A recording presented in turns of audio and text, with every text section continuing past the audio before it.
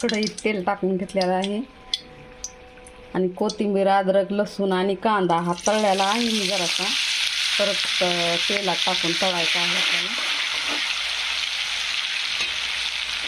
आणि हे आहे काळा मसाला आणि धने पावडर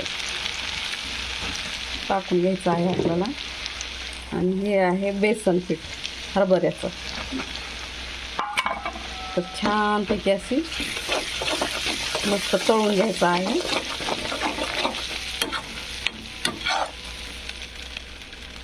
मसाला तळल्यानंतर ना आपल्याला मध्ये चिकन टाकायचं आहे.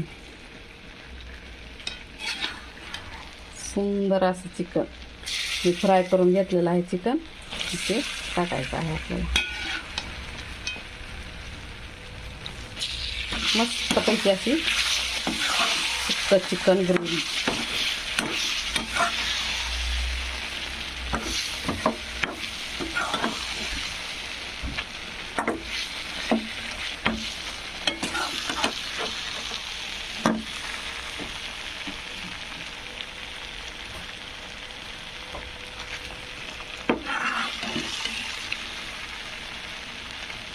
धन्यवाद.